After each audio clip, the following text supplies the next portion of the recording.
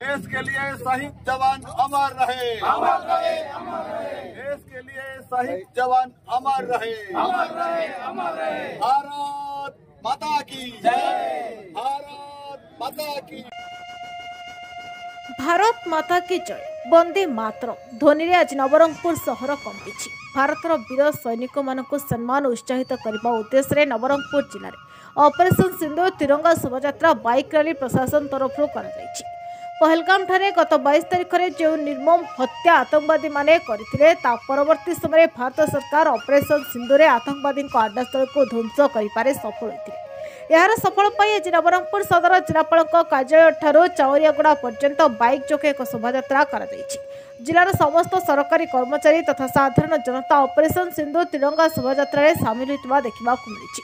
भारत माता की जय ध्वनि दे सहर सारा बाइक परिक्रमा करा जायछि। एथे नवरंगपुर विधायक गौरीशंकर माझी जोग देथिबा बेले जिलार प्रत्येक विभागर कर्मचारी सामिल सह साधारण जनता मध्य सामिल रहिथिले। पुलिस प्रशासन द्वारा शांति श्रृंखला पे समस्त प्रकार व्यवस्था करा जायथिला। पहलगाम रे धर्म पचरी करी जो निरीह टूरिस्ट को सीटी हत्या करा जायथिला तार प्रतिशोध नहीं भारत वर्ष रे यशस्वी प्रधानमंत्री प्रथम कूटनैतिक स्तर रे एवं पोरे ऑपरेशन सिंदूर ना रे जोटा पृथ्वी जानी पारला नहीं पाकिस्तान तो छाड़ंतु आतंकवादी अड्डा को अटैक करिकी एवं ता परे परे मध्य जो जोटी मध्य से माने थिले निपात करिवा पई भारत चेष्टा करी ऑपरेशन सिंदूर जबरदस्त सक्सेस हेची और से माने भी जो अटैक करथिले ताको जो प्रकार डिफ्यूज करा हेची पूरा विश्व चकित ही जाइछि भारत वर्ष रो युद्धर पराक्रम को एवं योजना को। सेति पई आज भारत वर्ष सारा ऑपरेशन सिंदूर को प्रत्येक घरे घरे पहुंचाइबा पई आज प्रशासन माध्यम रे तिरंगा यात्रा आज नवरंगपुर अनुष्ठित होउची और निश्चित भाव में भारतर युद्ध कौशल गत महाभारत रे एवं रामायण रे जिमती थिला ताठ मध्य अधिक भलो हेची विश्व मध्य प्रशंसा करची।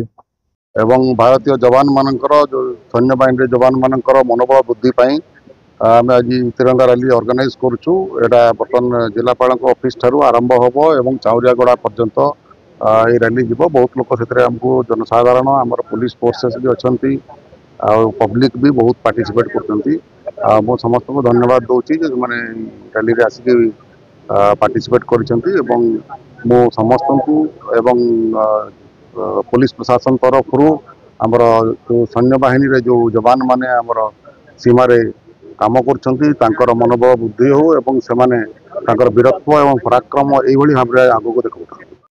Nabarangpur report Navrang live.